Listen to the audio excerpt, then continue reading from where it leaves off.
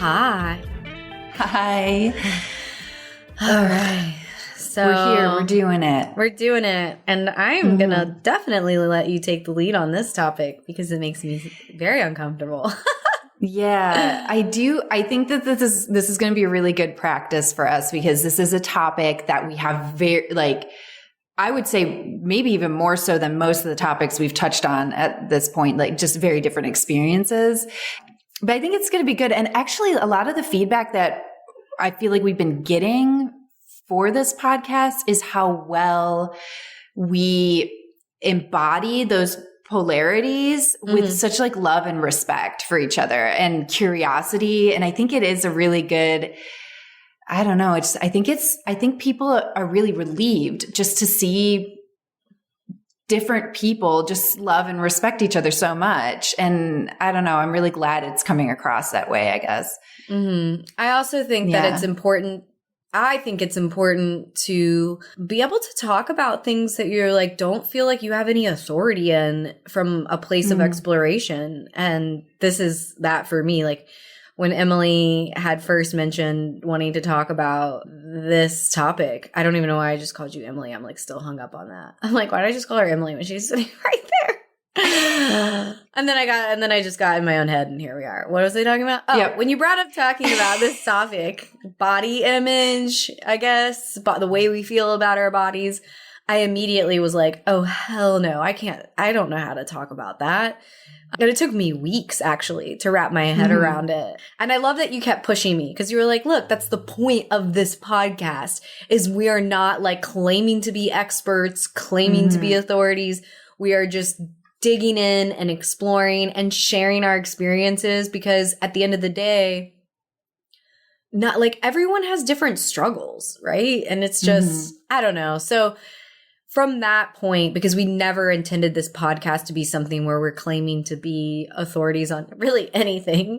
It's really just to be explorative. And anyway, I'm glad you pushed me. I'm very uncomfortable.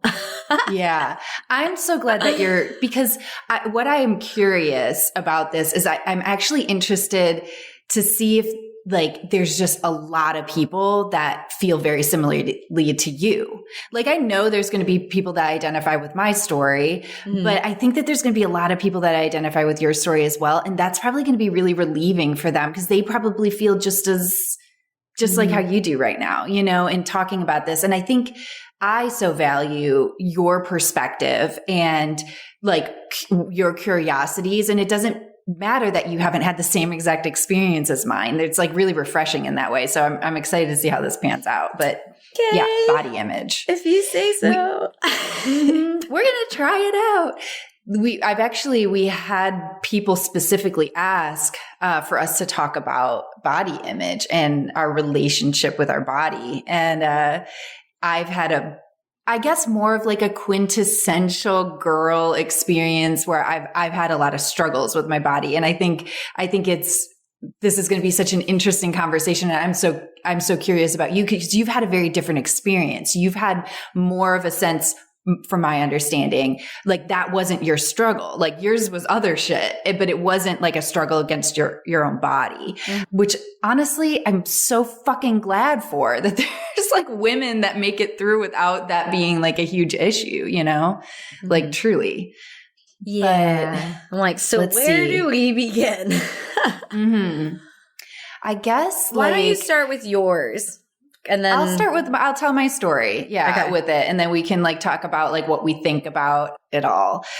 But I was the middle of three girls, middle child, and we were all a year apart. My two sisters were very like petite. And I was like a head taller than my older sister.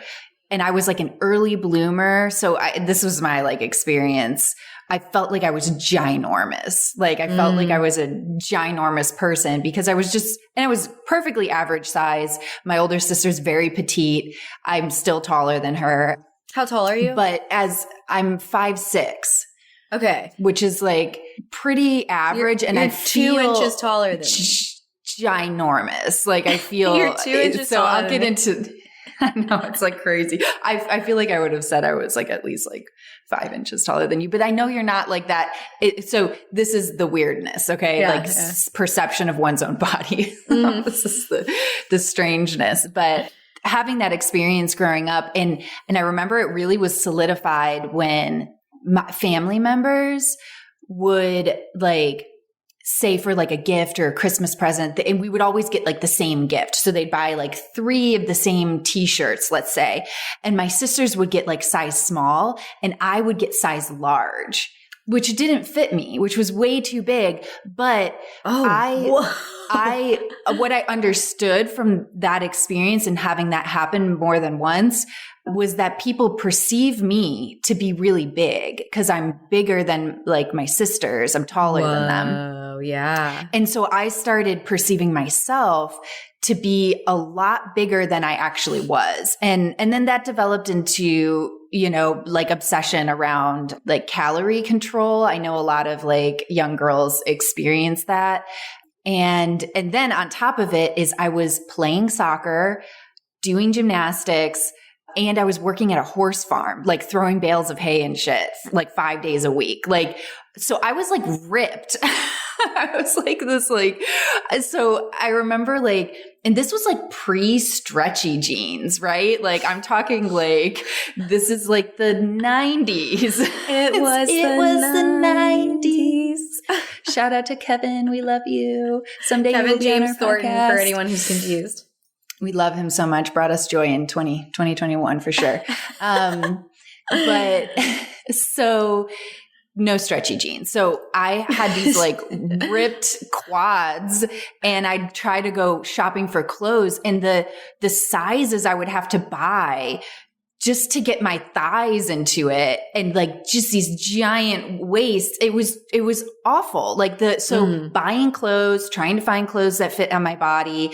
And so I started perceiving myself as big, as like overweight, even though it's like farther from the truth, but that's how I translate. Like I can't fit into pants. Like I need to buy these like huge sizes because to even get my legs in them. And then I'd have to just cinch these belts up. It was awful. It was horrible. And so it developed this, like I developed a very, very weird and warped perception of myself that people categorize as body dysmorphia. When you look at your own body and you see something completely different from actual reality. And I remember it kind of I didn't really like notice it.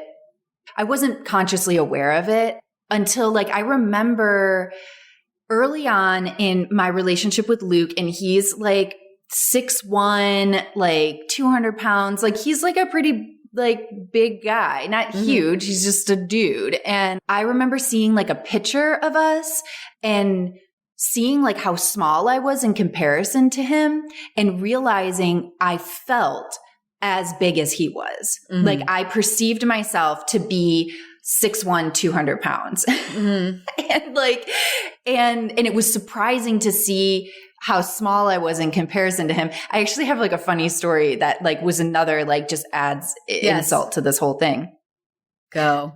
I was in college. I was in a dance company, and I was like cast in a certain piece, and I showed up to like the first, you know, the first practice or whatever we were working towards like a production or whatever. And I see the other dancers who were there, and I don't think a single one was over 5 foot tall. Like, wow. So there were three other girls in this piece that were like really, really tiny. And then there was me. Yeah. And so I'm standing there in front of the mirrors, and it was just yes, this is how I like perceive myself, as gigantic. Like I was like 6 inches, 7 inches taller than these girls. And I just like, it was so embarrassing to me. And then the costumes that they got for us, it was the same. It was the t-shirt all over again. The costume that they got for me was so huge. I remember like taking it to my mom and being like, help me. Like, can you like sew this so that it like fits me? And she was like trying to take it in to get it so it fits me. I have a picture of this somewhere. I'm like massive. And so any like part in the dance, and I'm just like, why did you cast me in this dance? Like, you like consciously picked me to be in this dance, even though I'm like ginormous. It was horrible. It was mortifying. I was so embarrassed the whole time. It was a beautiful piece. But I was like, I felt like a ginormous lumbering, like monster. Like I just felt like, oh my gosh. It was horrible. And so that's it. This is how I felt like in my life. And it didn't matter who I was with or what size person I was with. I perceived myself to be a giant, lumbering, massive human. And it was really weird because anytime I would try to talk about that with anybody, it would get shut down really quick. They'd be like, don't be ridiculous. Like, stop. You're not like you're fine. You're not overweight. You're not huge. But I'm like, it doesn't matter because I perceive myself that way, you know? Mm-hmm. That's actually something that I've tried to like really actively, I don't know where it came from, but for a long time, for way longer than I've been, I don't know. Actually, I can't remember not being this way. But when people would make comments about their bodies, and I never have tried to talk them out of it. I've always, because for some reason it felt really important to me. Like because I just saw it happening with people where they would be like, I'm feeling really like out of shape, soft, unhealthy, fat. And so I don't know.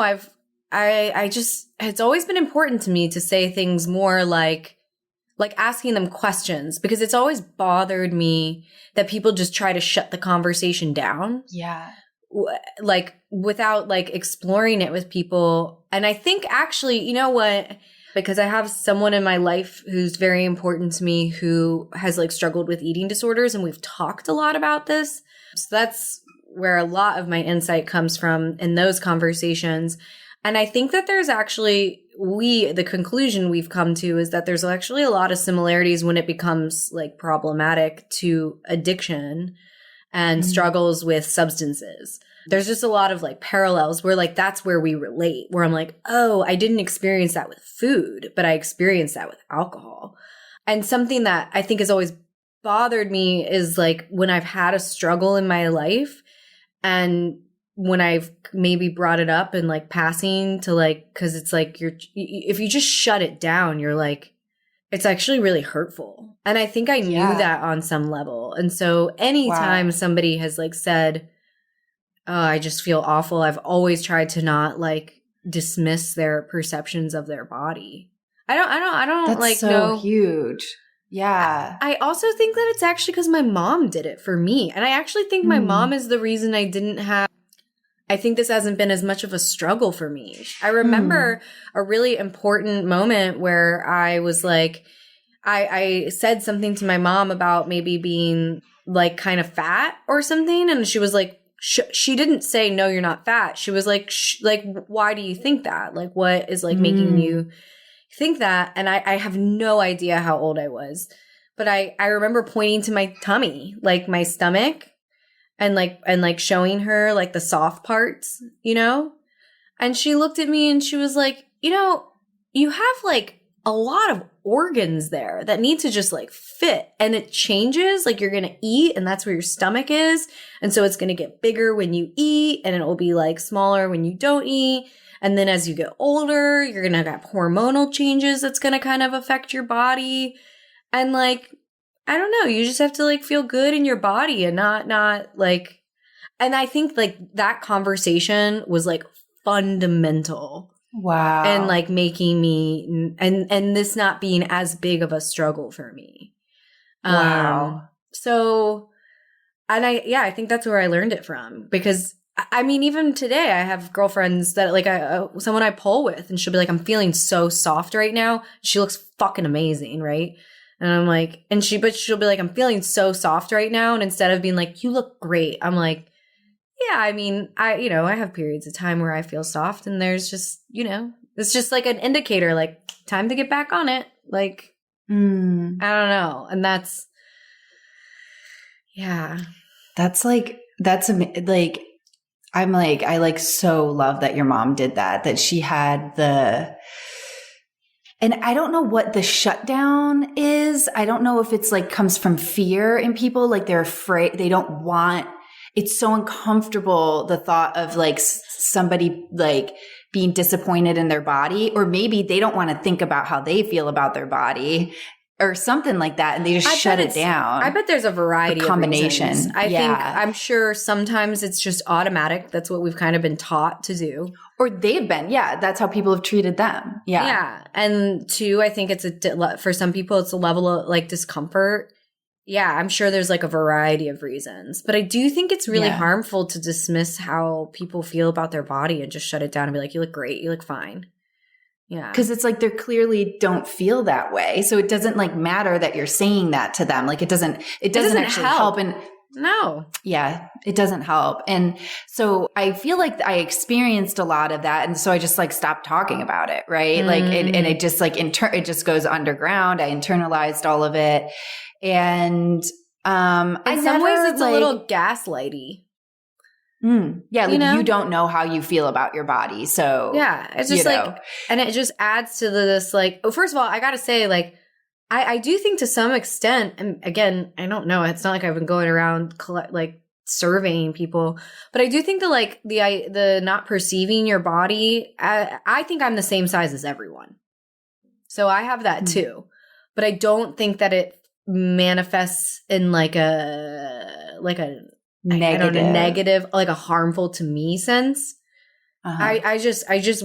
I move throughout life thinking everyone is like pretty much the same size as me, unless they're like way bigger. I've always thought my partners are the same size as me, and they've always been taller and bigger. I think of you and me. I mean, we've had situations where I'm like, here, you can borrow this like shirt, and you're like, that's not like, going get out of here. Yeah.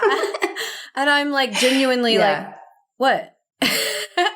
This isn't going to fit you? And then like on the flip side is like that's happened and I've tried something on and it fits great. But I'm like, I feel like I'm like so much bigger than you are because of this whole story that I've told myself. But it translated into something that was like harmful ultimately for me. And what did that look like for you? Because I know that's like, I think it didn't develop into like, I've always had like restrictive kind of eating, but it didn't develop into like an eating disorder, or like I had friends who had a more of like exercise addiction issues. Mm-hmm. For me, it was just like unhappiness. Like I didn't feel good. I didn't feel at peace with my body. I was just like not happy with it. Mm-hmm. And that sucks because like this is my vessel. This is like what's carrying me through this life, and to exist in relationship with my body in which I'm just unhappy with it and not at peace with it was like really draining. I think it was really draining. And I think there was like insecurity and like a lack of confidence and all sorts of stuff. And like just a lot of confusion, I think. And like with like a lot of things, as I've like told my story, having my children, like having Evie, my 10-year-old, when I carried her in my body and birthed her, it was a complete paradigm shift for me because I went from feeling very disconnected. I guess I was like really disconnected from my body. And there was things that reinforced that, like, my mom was a nurse. Anytime I was sick, she'd be like, you're fine. Or like, so I was like really disconnected from my body, how it felt. If I would say something about my body, that would be like, shut down. Shut down. So gaslighting. So I was just like, had no understanding of my body. Yeah. Mm-hmm. And so having Evie carrying a life inside of me was the first time in my life that I was like, connecting to my body. And I'm so fucking excited for that. Yeah. And it was incredible. And feeling for the first time, like my body was incredibly valuable. Like, even though it was like valuable because I was carrying life and not just, I wasn't at the place of being like inherently valuable, but it was like my body like deserves to be cared for and nurtured. And it's so important and powerful because I'm growing this life inside me. And then birthing my children and like feeling like fucking like a superhero, like incredible experience birthing them that I'm so grateful for. But it helped me to start connecting to my body it started the train of thought. And then I have 2 daughters. And I remember one time I was looking in the mirror. My girls were still real little. And I had like some really negative inner dialogue, like, oh, look at that, this part here. And your stomach is different than it used to be. And your boobs are weird or whatever. It's like having all these criticisms. And I just like, there was like a very like apparent moment where I stopped and I was like, is this what I want to teach my girls?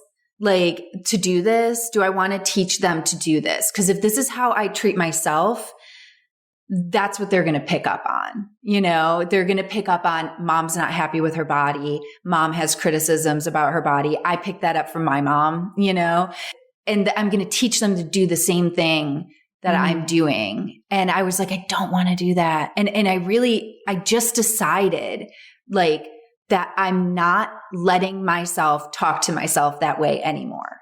That's amazing. I just was like, and it wasn't some like huge like thing. I just chose to, and it doesn't mean that those thoughts don't start happening, but like when they start happening, I notice them and I consciously say, I'm not doing that. I'm not like bullying myself in that way anymore. But I needed like my girls, like I needed to do it for my girls to have like the weight, because I don't want them to feel this way or the way that I felt about my body. And if I can show them a different way and teach them about, so like hearing you talk about like how your mom talked to you, like that's how I talk to my girls about their bodies. And I'll say like, what do I say about bodies? And they'll go, bodies are good. And that's like what, like not bodies are beautiful. Like I'm not creating that binary, beautiful, ugly, like bodies are just, they're just good. They're just here to carry you through life. And that is enough. Like that's enough. They don't have to be all these categories. So they have in their own like lexicon that bodies are good, but it also opens up like really good conversations about like how we talk about our bodies, how we talk about other people's bodies, and that bodies are different and that's okay. Anyway, those were like a lot of thoughts, but really like my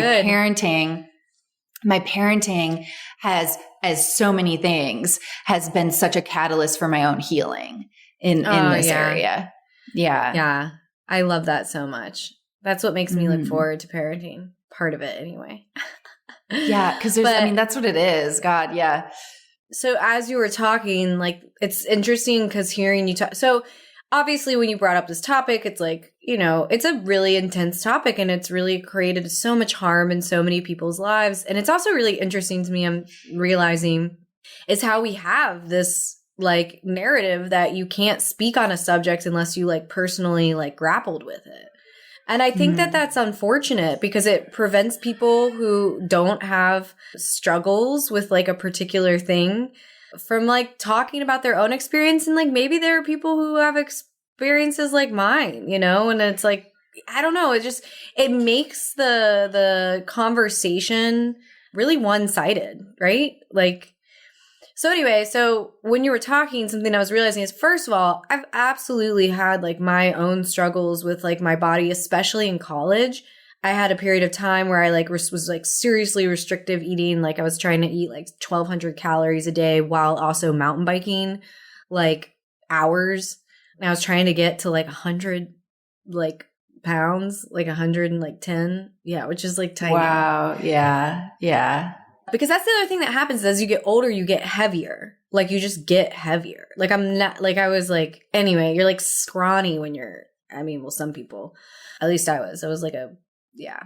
But what I was realizing is like, one, I've definitely had struggles like that. But like what happened for me was I was like, I feel like shit and I'm done. This is stupid. And I cannot like maintain like this. And so I just stopped.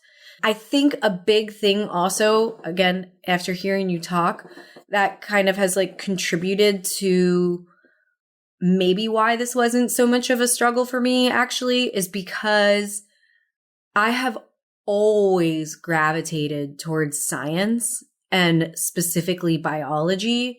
And I just remember like from a very young age, like middle school, being like, holy shit, our bodies are fucking incredible. Like it has been always like one of the most fascinating things to me. That's why I think like birth is like, I'm like obsessed with birth. My Instagram feed is just like people like literally like babies popping out of vaginas. Like, I mean, and like some other stuff, but like that's a big part of like what I like. Mostly crowning. It's a lot of crowning. And I just kind of like sometimes like, I wish I could push a button and it appear because I just open my Instagram and it's like, boom, there it is. Well, very aggressive. Yeah. But like, so I think that like a big part of who I am, because I've pursued biology, that's like what I majored in college. It's like, it is like one of the most incredible and fascinating things about this life is our bodies and what we can do with them. And I mean, that's why like I will watch any sport. Like I'm so content watching any athlete because I'm just like, look at this fucking body and how incredible it is. Like, and so yeah, when I learned about birth, like when my older sister got pregnant with my nephew and I started reading about birth, I was just like, oh my God. The body is so incredible and so fucking cool. And I think I've just had like a reverence for it. Like truly, like my whole life, I've always been like, the body is the coolest fucking thing that I can think of in the like on this planet. There's nothing more incredible than our bodies to me and the minds. Wow. But I mean, I think that's included in it. So like, as you were talking, I was like, that's what it is. I think I've just like, I mean, I've surrounded myself with biology because it's like literally the most incredible thing in the entire world to me. Yeah. And then now we're like discovering about the gut microbiome and how microbes are actually like living in a symbiotic and sometimes, you know, parasitic even relationship with us. In our body, there's like literally like pounds. Like I think it's like 3 pounds of like microbes in your gut that are like have evolved to like keep us alive. And I'm just like, are you I remember when stuff about the microbiome was first starting to come out, I was like, oh my God, this is like the coolest shit I have ever. And that's why that's like what I was a copywriter for the longest time. Is like my specialty became like gut, because I was just like, this is literally, there's nothing more interesting to me in the world. Wow.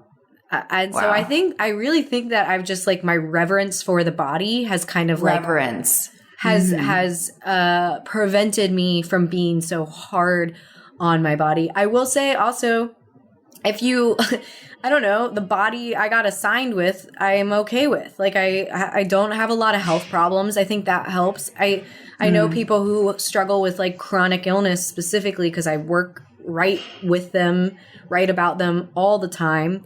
Like, I mean, how different would you feel about your body if you felt like it had been betraying you your whole life? Right. You know what I mean? You were dealing with chronic pain. Yeah. Or like just like the mysteries of chronic illness where like for years you don't know what's going on. And so like whenever I hear stories like that, I could like cry instantly just thinking about it, because to some degree, like I think I got lucky. Like my body is relatively healthy. I don't like, if I eat healthy, you know, I'm like I don't like gain weight. I haven't had any like medical mysteries.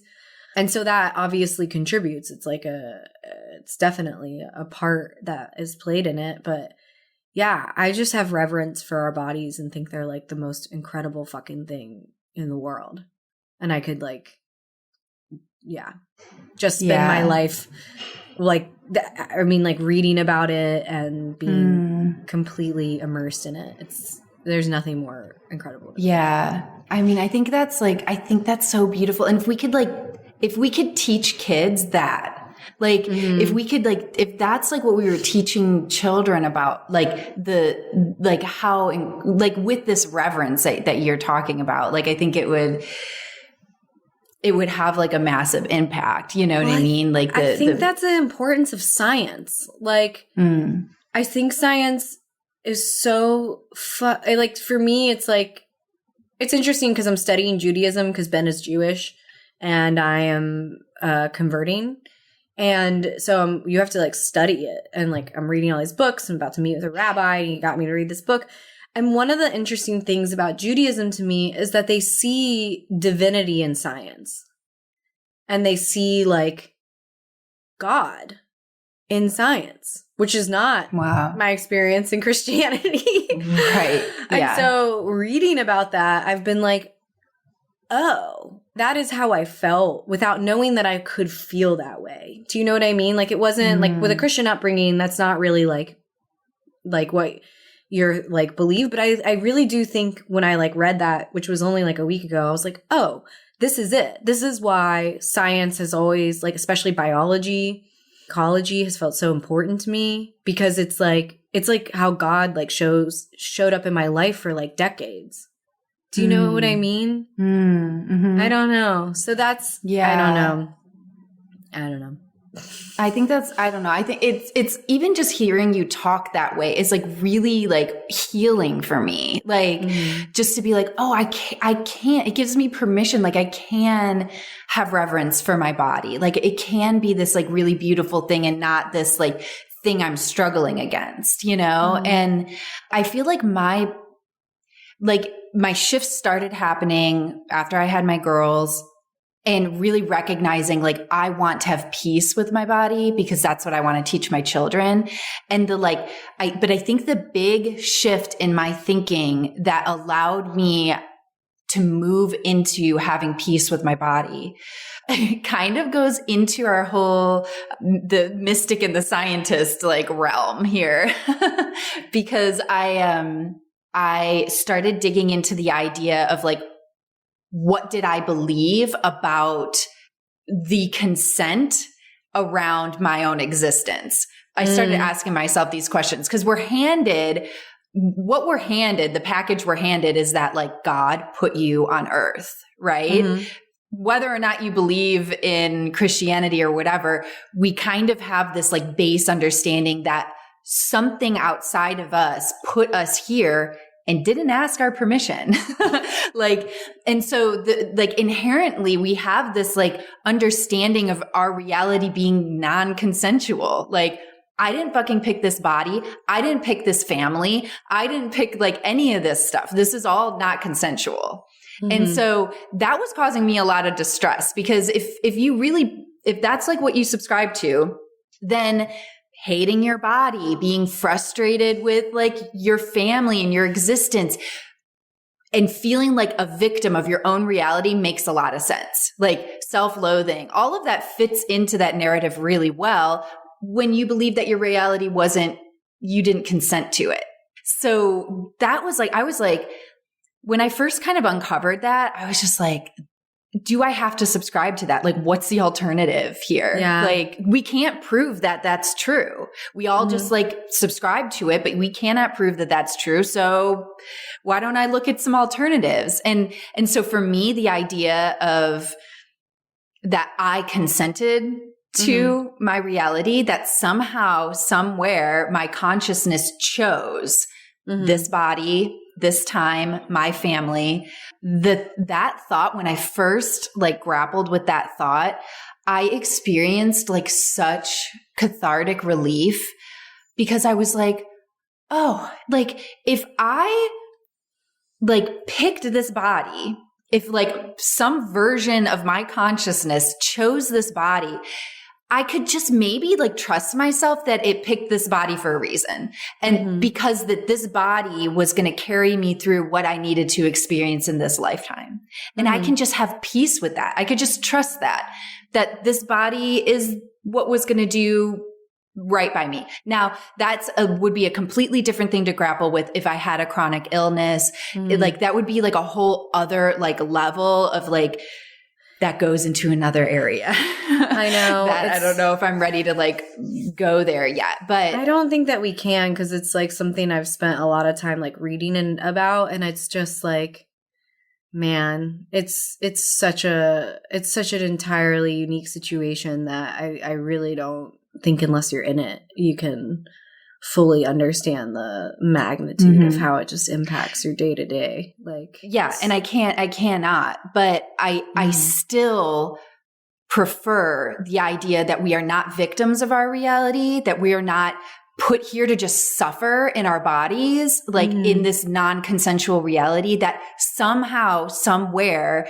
we are consenting to this and we needed to experience something. We chose to experience something. So I know that gets like really complicated, but that feels more powerful to me. Where that resonates with me is with my struggles with alcohol, because I believe that about that. So for me, it's like, I don't know, I guess it goes back to the idea that like body image stuff has not taken up a big space in my life. And so, yeah, like I can see how feeling that way is super important. And I think also when you start doing things in your life to kind of help people who have been like where you've been before, whether it's body image stuff, I mean, that's like so much of like, I don't know, there's a lot of that going on right now, but when you start doing things like that, it makes all your like suffering feel meaningful, you know, when you help other people kind of with like, and you can support other people. Totally. You know, and I don't know. I do think that thinking about like life in that way is very helpful. And it makes, it just gives you a little bit more purpose, really. And yeah, I think that's like super, super helpful. Yeah. And I think like grounding in trusting yourself, like trusting my body, you know, and it's this idea of like being in relationship with your body. Like you are actively in constant conversation and relationship with your body, because, and it's that book and I know we've touched on it before, but the book Untethered Soul kind of touches on these ideas that distinguishing what our consciousness is, like what our soul is. And obviously there's like so many schools of thought on this, but I think we can all agree that our consciousness is not our body, because we like our body shifts and change and we like leave our body. Like there's all the like, you know, the studies around death and this like movement that happens. And so if our consciousness is not our body, then we're in relationship, we're in communion with our body. And what do we want that relationship to be? And a lot of us who struggle with body image issues, it's like a bullying relationship where you believe your body is causing you harm and distress. And so you respond in this like criticism and anger and feeling a victim of your body, as opposed to creating a healthy relationship with your body, just like you would with a partner or a friend, you know? Yeah, it's interesting you say that, because I wanted to touch on this, because actually for me, I think it's slightly different in that because again, it was a little bit more the other way around. In points in my life where I've been like miserable or sad or struggling with depression, one thing that I have done and has been a pattern in my life is like actually harming my body and like abusing it and causing it pain, like physical pain, which is like, was a nice way of kind of just like feeling what was like emotional and mental physically was like kind of cathartic for me. And I've definitely had periods of my life. I mean, I did it with exercise. I've done it with drinking. I've done it with, I mean, I had a very brief period of time in my teenagers where I like tried to cut myself, but like couldn't really like go down it because I'm scared of like blood and needles and medical things. But I did like when I hear about people who like cut themselves, this is like a whole nother thing. And I didn't really mean to go that way. I feel like I like get it, because it makes a lot of sense to me actually to like take internal like angst and like put it on your body. And so but that also just kind of like came full circle back to the reverence I have for my body, because when I think about the times in my life where I've treated my body like actual garbage, like trash, and it just like still held on and like I didn't die. And I'm just like, man, bodies are pretty incredible. So it's like literally all my thoughts like come back to this reverence. Yeah. It's like you have this like really beautiful anchoring point. And I do think that is like, we do express like inner anguish and pain, and we try to like manifest that physically to process. And I think a lot of people do experience self-harm as a form of control. Like when you feel out of control in your life, you can control the food, like you can control like sensations, you can control food. And there's like, because I've spent a lot of time, again, I have two very important people in my life who have like struggled with eating disorders, body dysmorphia to a point where it was like very, very destructive. And I've asked them a ton of questions, and it all makes sense to me. Like it just, I'm like, yeah, that seems like a very legitimate way of dealing with what you were dealing with. Like it gave you a sense of control and comfort, and that it always makes sense to me. Like it just seems like the obvious choice, really. I'm like, one thing I want to touch on though is like pleasure, because that's been coming up for me a bunch, just because I think that's also a part of what has impacted my relationship with my own body image. Because that's the other thing, is there's a whole thing about body positivity. I'm not very familiar with this, so I could be like way off right now. But I met a girl who teaches about eating disorders and things like that. But she has what she told me is like a normal, I don't know, fit-ish body. I feel like I'm probably shitting over all the proper like terminology, because I do not spend much time in this space. But she said that she cannot use the word body positivity because of the backlash she gets because she's not overweight. And I was just like, wow, how unfortunate. Like, that's so wild to me. It's so unfortunate that you can't like hear people talk about, I don't know. Anyway, but going back to that, one thing that's also, I think, helped me with this is like my exploration with pleasure and like in sex and stuff like that, because that's another thing. When you start to like give yourself permission to enjoy your body and like experience like really positive like sexual experiences, because I had a really hard time with that for a long time.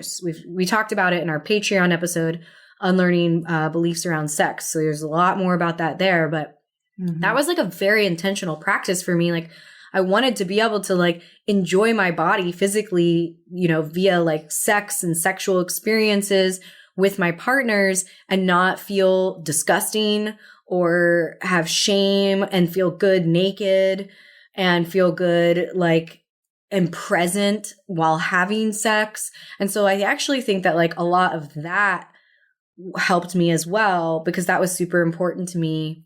And when you can like experience like pleasure, like the pleasure that you can experience in your body, that's also pretty fucking incredible.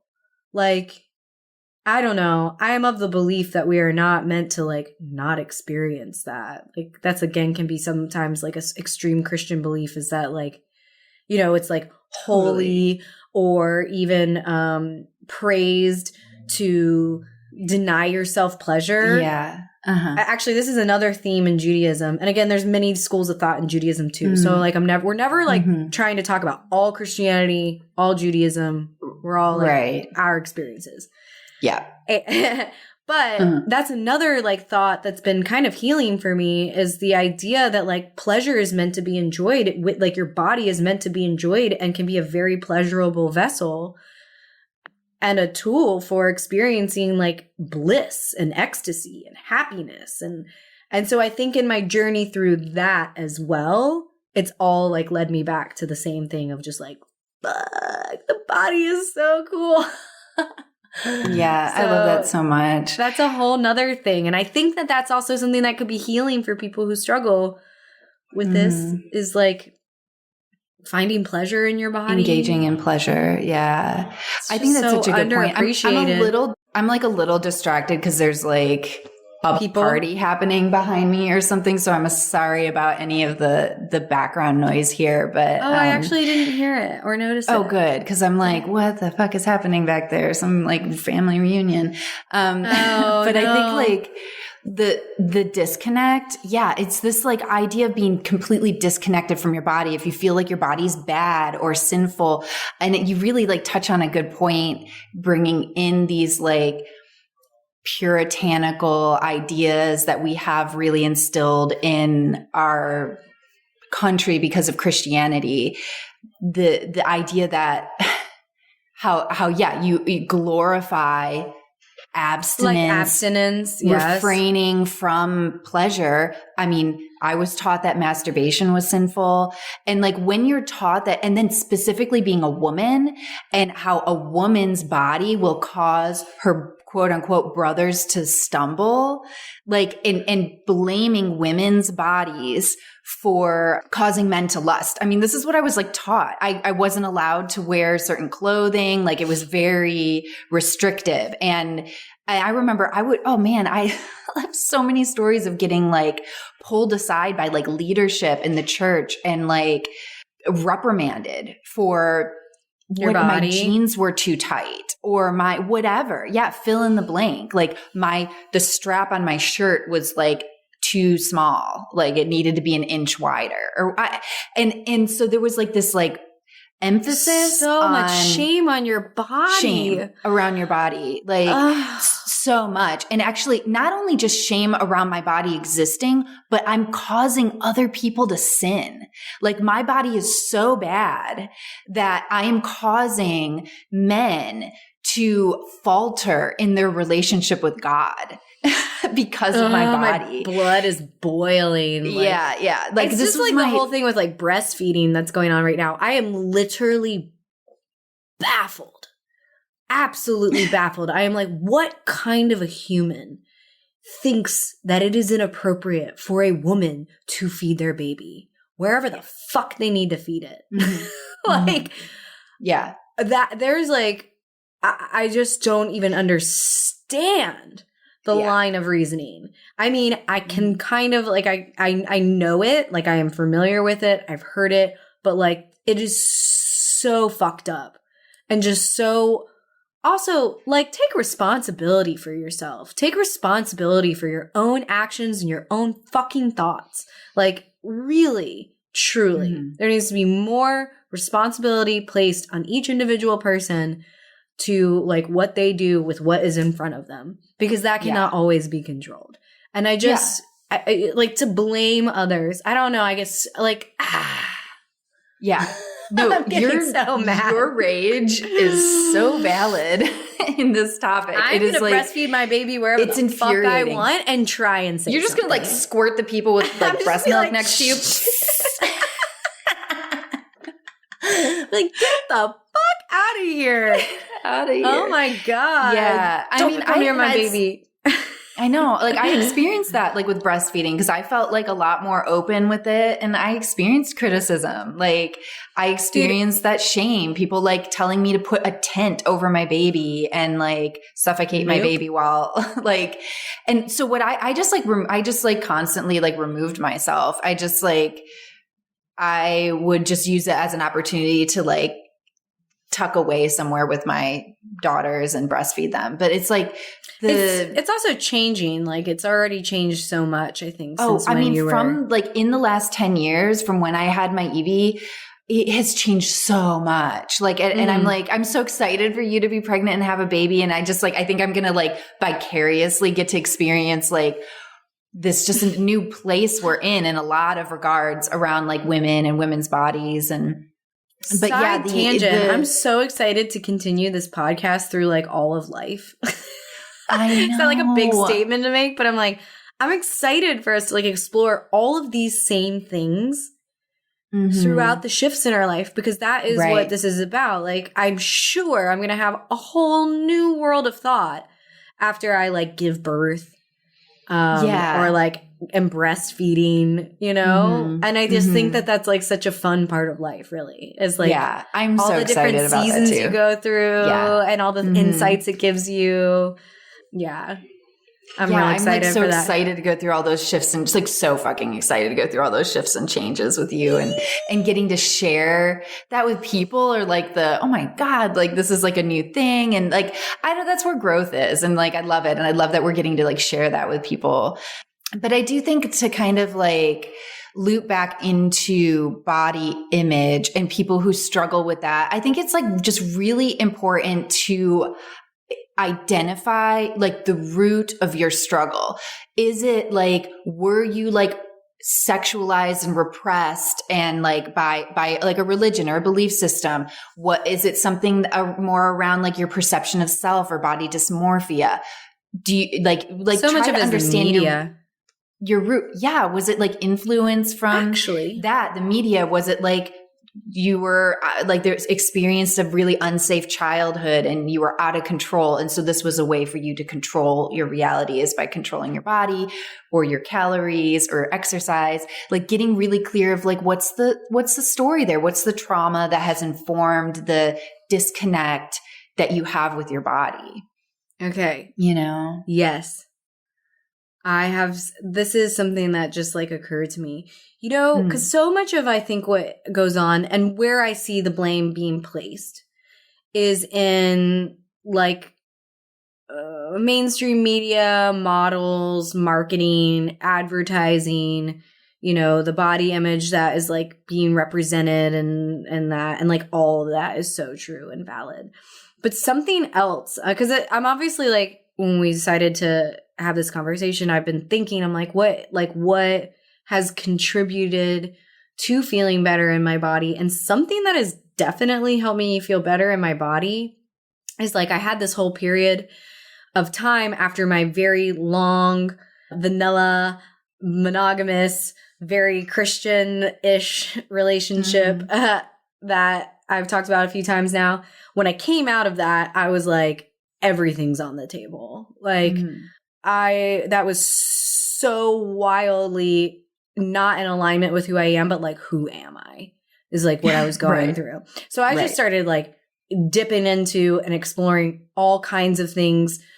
I mean, that was like the biggest, a huge period of like just shifting and like what, like literally like what do I believe and subscribe to? And in that time, and we talk about it again in the Patreon episode of unlearning beliefs around sex, I explored and went to like BDSM events and kink and things like that, you know, because I was just like, again, everything was on the table. And in that, what I came to realize is just so much of what we're taught about what people want sexually is such a small piece of what's actually real. And if you start having conversations with people around what they like prefer as far as like looks and a partner, the variety is unbelievable. And like what is even portrayed in porn and what is even portrayed like in the mainstream media is actually like not what a lot of people right. And like I had a big situation where it was like a big realization for me. I had a brief partner. This is kind of like getting into it, but a partner where I came to find out that like he was like really into like kind of like thicker, bigger girls. Right. And it was like weird for me because I was like, oh, like the body type that you're like really into is like not my body type. Right.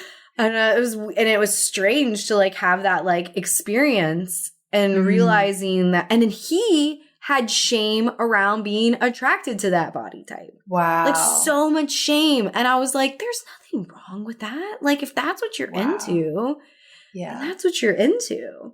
But for me, in like exploring that and going down that path and like talking to people about like their sexual preferences and like what really gets them going, major conclusion I came out of that experience with was it is far more diverse than we like portray in any form of media. And it was actually really reassuring to me because I'm like, I've just been like literally at any point of my life in any shape that I become and any like way that I am, there is somebody out there who thinks that I am like the fucking hottest thing they've ever seen. Yeah. That is my conclusion. There's literally someone out there who thinks that you are so fucking hot, no matter what you look like.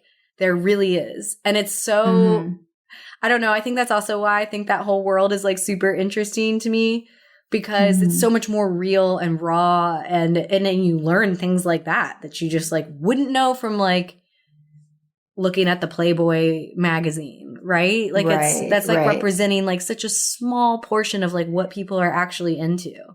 Yeah. And even looking at, I love like reading the articles or YouTube videos of like what was the ideal body type throughout like history and how it just like changes. It just is like different generation to generation. And like beauty is contextual. Like that's for certain, you know? And we ripped all of our eyebrows out, man. Like, oh yeah, that was like the thing. And we just like had our butt crack hanging out of our jeans all the time. Like, and that was like the thing to do, man.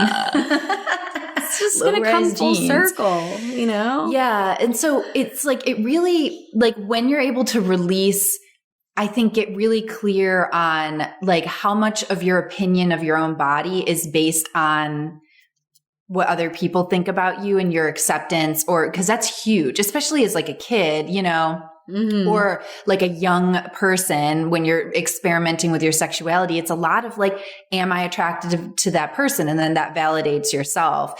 But when you don't develop your relationship with yourself and your own sense of like belief around your goodness, your body's goodness or attractiveness or whatever, and you rely on other people to do that. I feel like there was quite a huge period of time that I relied on other people 100%. To validate my sense of if I was okay with my body or not. And people can like, you can just stay in there forever, you know? And it's interesting, like, I have about 5 thoughts like happening at the same time. Yes, I get that. That's where it was happening to me. Yeah. So it's like having a personal relationship and opinion about your body, like having that friendship with your body. But then it's like, okay, we were talking a little bit about the media, right? Do you ever remember, like, I never remember looking at a Barbie doll and thinking I needed to look like that. Barbie was like not real to me. And I just like, and I feel like there's like such, I don't know, in being a mom, like I have friends who won't let like their daughters play with certain toys or watch certain things because of how the bodies are portrayed. And even like Barbie is like starting to come out with like body inclusive dolls that are curvier, which I think is great, shorter, and which is good. But I think that for me, I could say it for me, the large majority of my understanding of what my relationship is going to be with my body came from my mother. It came from my mom. It came from me observing her relationship with her body, which is all subtext. It wasn't very explicit. It wasn't like it wasn't a lot of conversations that were happening. It was me looking at my mom, getting ready for church on Sunday morning and seeing that she wasn't happy with her body. That is what taught me my relationship with my body is watching, observing my mom. And that's why I think like when I came to that place, when I was standing in front of the mirror and I had 2 really little kids, I think I just like knew inherently like what I teach them by how I treat myself is going to like dictate a large portion of like, or it could potentially dictate a large portion of how they feel about their own body. And totally. Like, and I've definitely it's felt very important to me, you know?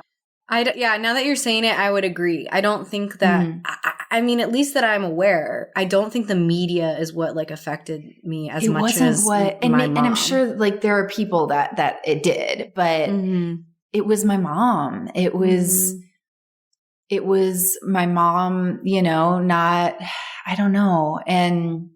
But I also don't want to like, I'm not going to lie to my children. I don't want to give them like some fantasy that I'm like, and I try to be real. Like sometimes I feel like a little, like not great. And that's okay. But I think there's nothing wrong with that. Like that's the thing that like I was kind of touching on before is like, you know, when I have a friend who's like, I'm feeling super soft right now. And like, they look great, you know, but the thing is like, if they don't feel like good and they don't have eating disorders or something like that, like it's obviously that's a whole different story. But like if you're not feeling great right now, like it's okay. We all like have seasons of that. Mm-hmm. I mean, for me, those seasons are when I'm like, okay, I'd like to eat a little healthier and work out a little more. And I know I'll feel better in like a few months, Yeah. And I don't think there's anything wrong with that. Like, it's okay to like fluctuate. Like, I don't know. I actually think that's important, is to remember that like fluctuation is normal. Having seasons where you're fucking dealing with life and you like hermit and you're not taking care of yourself and you're not working out, like as long as that's not your whole life, that's but like that happens and it's okay. And you're going to get soft and it feels like it's okay. I don't know. I'm like really interested to see how I feel about being pregnant, because like I think, now we're on record, I think I'm going to be like, holy shit, this is so fucking cool. And I'm going to be so like amazed by it that I actually think I'm going to love being pregnant. Maybe not the entire time, but I think I'm going to be like just fucking fascinated by it. I did, because that's just been my relationship. I felt like what I was doing was incredible. And I like I'm so excited to go through all this with you, but like it's like the craziest fucking thing to ever experience. I'm like, I had a being with consciousness exit my vagina, like and I'm just like, and can we just all sit with how fucking crazy that is for a second? It's birth is like one of the most incredible, that is like probably the most incredible thing I've ever witnessed. I really think that everyone should witness a birth. Is that weird? Yeah. I think that everyone should experience. I think so. I think people should know like this is like not where we came from. I mean like be in a room with a birthing person. Actually, my mom told me a story over Christmas where my granddad, who's like one of my favorite humans ever, apparently was like, I've never experienced birth, and I feel like I would really like to experience that. And she offered for him to be there when she gave birth to Cameron, my little brother. But my grandma was like, that's weird. And so he didn't do it. And she was like, but he was like kind of sad that he was going to go his whole life and never have not get to witness a birth. And I just, first of all, think he's so fucking cool for thinking that. Your granddad was like, he was like involved. Yeah. And then, but having been and experienced it myself, it is hands down. Like I totally get like people who like become midwives and doulas and that becomes their whole life. There is a version of me that like is doing that's your path. Yeah. Yeah. Like for sure. Because it's so cool. It's so insane. It's so insane. Our bodies are so amazing. Oh my God. They are. Yeah. Yeah. So I don't know. Body image, like this is like the theme. It's so complex and nuanced. And the best thing I think is to just get really curious, to not let yourself be paralyzed by all like the judgments and the fear you have around how you feel so unhappy with your body, but just to get curious. Cause then once you start like making sense, like when I started making sense of, and I made the connection of why I felt so big, I was like, oh, it didn't stop me from feeling big. But then when I had that feeling, I was like developmentally, this is what happened to my brain. And now I have this response, and that's okay. It doesn't mean I'm bad. Like it doesn't mean something's wrong with me. This is what I experienced growing up.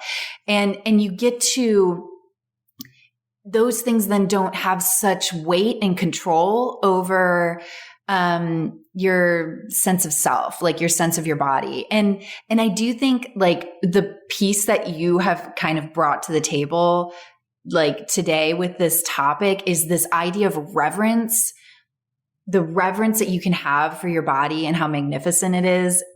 It's like almost like cultivating that type of respect and like, for your body and for like the intelligence that it has. Like your intelligence isn't just like all in your brain. Your body has such deep intelligence, and having like respect for that and wanting to cultivate a relationship with that and get to like learn from your body, which is what I feel like that was the thing that like started when I was pregnant and giving birth. I was like, my body is so much more powerful and capable than I ever thought it was. And it can do all this stuff automatically, like, and without my brain, like, you know, without like my conscious brain. It's just like your body is like going on a fucking ride and you're like hanging on. Yeah. And getting to like have that respect, that reverence for this like beautifully intelligent thing that is your body, that I believe we all picked because it was going to be the perfect vessel to carry us through what we needed to experience in our lifetime. And I think some people, like, your thing might be like, we all have our thing, relationships. That's what I was going to say.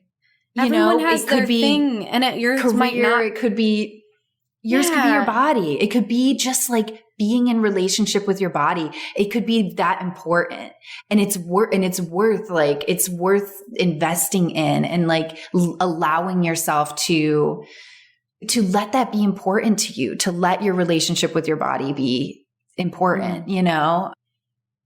I think it's so important to remember that, well, a couple of things. One, that like we all have our things. We all have our struggles and they're all different. And like just because like maybe your thing is body, like your relationship with your body, maybe it isn't.